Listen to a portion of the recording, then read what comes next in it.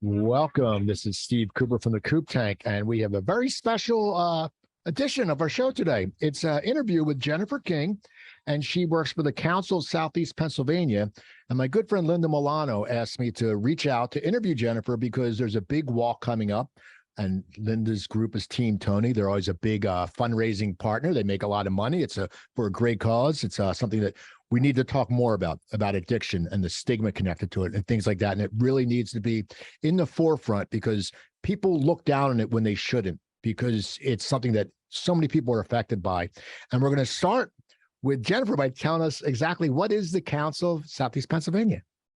Thanks, Steve. It's nice to be with you today. So the Council of Southeast Pennsylvania is a nonprofit that has been working in the community for over 45 years. We serve Bucks, Montgomery, Chester, and Philadelphia counties, and we provide programs around prevention, intervention, and recovery supports, helping people transform their lives through sustained recovery. Now, during the pandemic, I'm sure you saw a lot more cases of addiction because people were lonely and vulnerable. Have you seen a big increase of help you have to send out? So interestingly, the COVID pandemic amplified some of the risk factors that we know. We know that substance use disorder is a disease of isolation, and we know that the strategies we had to do to survive the pandemic sometimes increased isolation. So one of the things I'm super proud of is my team was really fast, like many people were, but fast to figure out how can we do what we do, which at the time was very much in-person engagement, in-person partnering with people. How can we flip that and find a way to reach people online? So we have centers where people walk in and it's a place to belong. We figured out how to do virtual programming like all of us did, and really work to stay connected with people because I think the need did go up, and certainly the need to connect, which is always strong, went up. So to answer your question, yes, it did, but also people were resilient and thoughtful and really creative about the ways they tried to address that need. Now, what made you get into this field? Because it's one of those fields that it has to be heartbreaking at times. I mean, in all honesty, it has to be heartbreaking, has to be frustrating, has to be very rewarding too. It's one of those things that hits all the levels. I mean, what made you decide to get into this? So for me, there's family stories I tell, but my grandmother was a patient at Byberry Hospital in the 1940s at a time when we were not providing very good care. The care landed the organization in Life magazine for pretty much really inhumane care. And so my grandmother lived with mental illness, and that was part of my family story. For my mom, the resources for how do you work with this? How do you address mental illness? What is it? What does it mean for your family? What can you do to stay strong and resilient? That wasn't something they thought about in that era. But now, if you're working in either mental health or substance use disorder work, it's strengths-based, it's person-focused. The work we do today looks at someone and says, it doesn't say what's the matter with you. It might say what happened to you, but it also says, how can I help you achieve your goals? So for me, while there are certainly stories and incidents that are heart-wrenching and that are, that change people's lives irrevocably, there are also so many stories of people saying, I'm going to make a change today, and I'm going to reach out to people to help me along the way. And we get the privilege of being that help along the way. So when someone says, I'm ready to make a change and I'm ready to live a life free of substances or live a life free of tobacco, we get to work with them and say, how can we help? What can we do to support you? So for me, it's a very hopeful job. It fills that kind of, that family legacy for me of knowing that if my grandmother were ill today, she'd come to an organization like ours and be embraced. There'd be education about what to do. There'd be education for the family. For me, it's really, really meaningful to be part of that work every day. Now, the recovery walk is coming up on 9/17 on Penn's Landing. Tell everyone why fundraising is so important. Sure. So our Proact Recovery Walks is a more than 20-year tradition, and it's one of our biggest fundraisers. As you can imagine, the the organizations that do this work, we have complicated budgets. We have usually a mix of funding from state and county and individual pay, and the mix of that is challenging to meet a budget. So when we turn to the community and say, can you help us? It lets us do things that let us make the program excellent, let us continue to grow, to continue to pay competitive salaries, give raises, things like that. So the opportunity to turn to our programs that maybe traditional funding doesn't support fully, or doesn't allow us to grow or to increase. We use the money raised from some of the money raised for the walk pays for the event of the walk. So certainly our sponsorships, we're grateful for them. They help support. But the individual families and teams that fundraise, that money goes back into programs to help people in recovery. So some of our programs, we know the way that we build that budget includes relying on philanthropy, relying on people saying, I'm going to make a gift because I want this work to continue. So we know that some of our programs absolutely rely on the funds that are raised the day of the walk.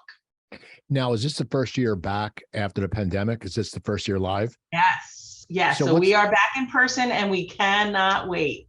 I was going to say, is there like an extra pitch of excitement, like more people? Because it has to be something that when you're used to doing something, and I don't know if you did it virtual, but there's just something about a walk, just like virtual. Yeah, I'm going to sit there and walk in my living room. I mean, people do it, but it's got to be something. It has to be, because there has to be such an energy the day of the event. I mean, I'm sure you probably can't sleep the night before because you're like, okay, because you want everything to go right, even though, people aren't going to sit there and complain like, oh, this wasn't right because it's for a great cause. But what's the buzz going on right now with all you people where you work about what's going on? Is it just like, I mean, are you expecting like a banner year for fundraising? We really hope so. I didn't know what to expect. Certainly, we were pleased with what we were able to do when we did virtual. We had certainly last year we were down there and we did a broadcast from Penn's Landing, and people walked in their communities and people supported us and raised funds for us. And we were so grateful. But the power of the walk is there's really nothing like walking along the streets of Old City as we've left Penn's Landing, and thousands of people in shirts of all different colors, all different teams, just saying this is what recovery looks like for something, as you alluded to at the beginning, for a cause that has faced a lot of stigma and isolation and kind of rejection. For the individuals that come to the walk to say, this is what recovery looks like. It looks like your coach, your grandma, your pastor, your friend, your neighbor, that individuals of every stripe are both impacted by substance use disorder. And so many people are able to embrace recovery, find a way.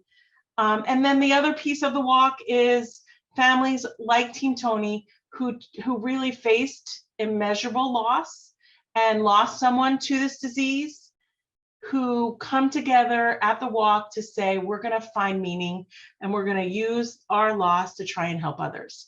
And that's what Linda and her sisters and her mom have done over the years for Team Toni in ways that are so moving to me and to so many others, because they take, almost, we can't imagine the level of loss that they faced, and then say, I'm going to work through that in ways that let me help others. And we're so grateful. Now, how did you and Linda how did you guys meet? Like, how did you start working together? I know because Linda works with, me and Linda have a mutual friend, Tony Luke Jr., who's very involved with Yes. addiction and recovery. And I've known Linda through the business world. And how did you two meet? Because I know Team Toni kicks some butt. I mean, they raised like $30,000. And if you don't know, Team Toni, they, at the end of the Phillies game, they always get to throw out the first pitch. They've been on the news. Linda has some stories about the community in South Philly just really banding together. And she really puts her passion into this. And you seem like a passionate person. So how did you two meet up? And you seem to be a good a good combination, a good force together. Oh, well, we're just the beneficiaries of the power of that team and their work. So to be honest, I've been here almost 4 years, and they are going on, I think, 5 years of fundraising for the walk. So it predates me. And I have the benefit of just getting to know them early in my time here. So, as we worked together for the first walk that I was working on, they were well established as a team. They were already our leading fundraiser for year after year.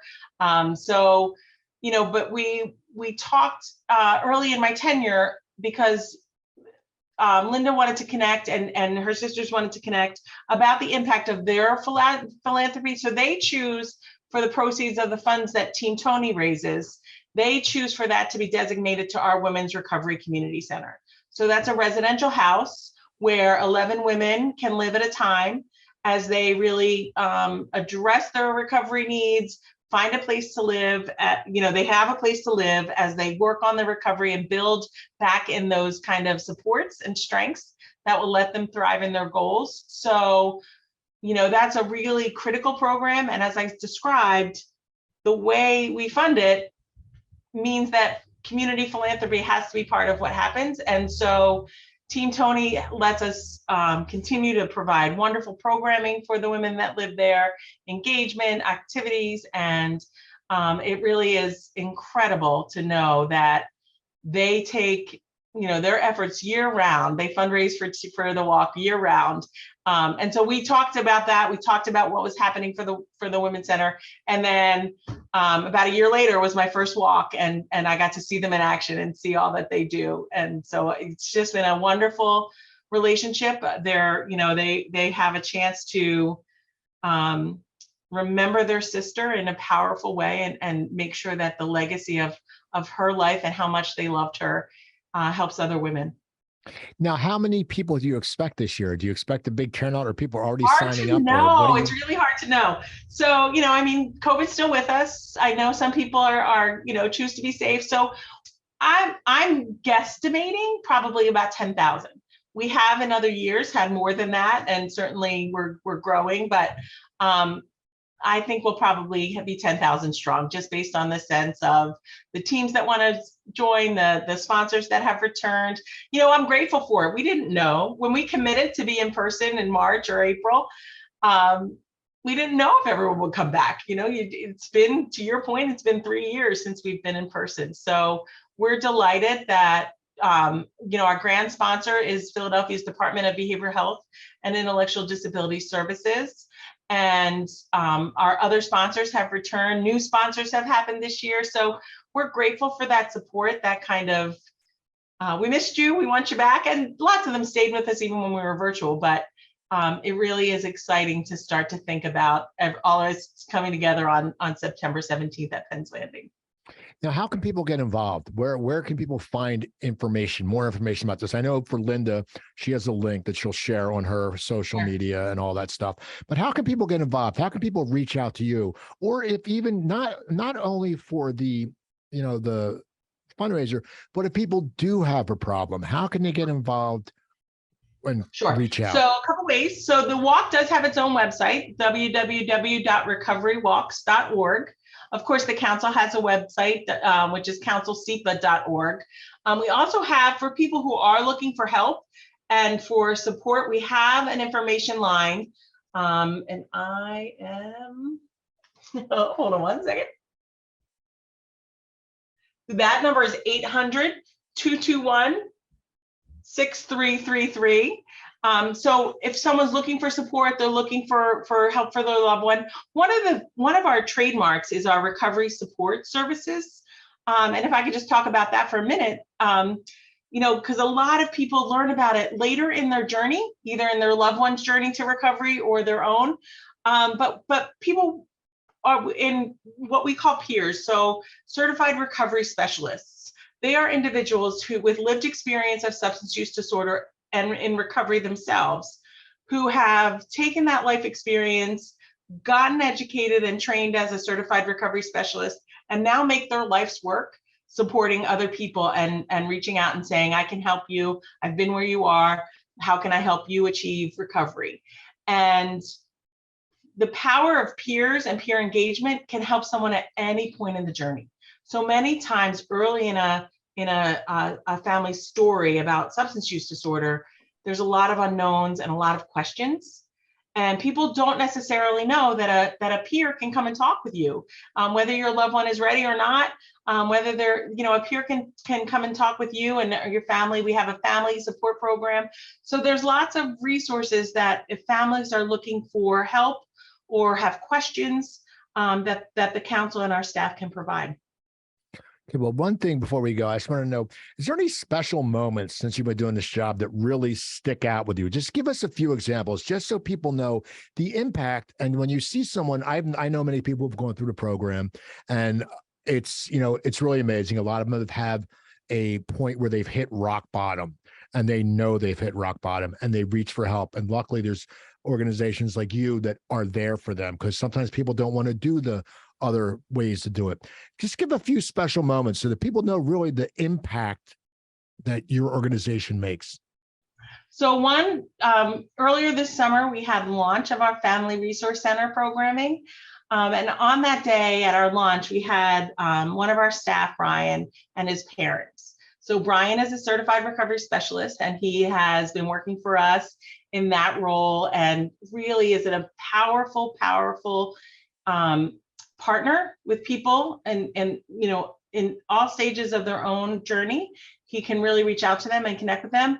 But on this day, we talked about their experience as a family. So we got to hear about Brian's lived experience and his journey, from when earlier in his, before he had achieved recovery, and what that impact meant for his family, but also then seeing what he had accomplished, how he has used what he went through and transformed it into kind of a set of superhero tools that he uses every day. And to hear his parents, the stigma of this and the pain of this disease can sometimes take a real toll on family relationships. But to hear that story of, his parents and what that experience was like for them and how proud they are of him today, that was an incredible day for me. And I'm so proud of our staff, and was so privileged to hear that. And then there's just countless stories that I get to hear about people who really, maybe start at one of our centers as a volunteer and then learn about this opportunity to become a certified recovery specialist, go and get that education, and then really make this their life's work. There's so much power in those stories that they fill my cup all the time. Well, I want to thank you, Jennifer. People definitely look up the Council of Southeast Pennsylvania. And don't forget, the ProAct Recovery Walk of 2022 is September 17th at Penn's Landing. Now, when you hear this video, it's going to be on Linda's page. So you better sit there and go down and click on the link to support Team Toni, because it is a fundraiser. So this is all about Linda and Team Toni and the recovery process. So thank you, Jennifer. People do check out the Council of Southeast Pennsylvania and get out there and walk. And if you can't walk, just give some money. There's a link on the bottom. And that's all. You guys have a great day and just keep being you.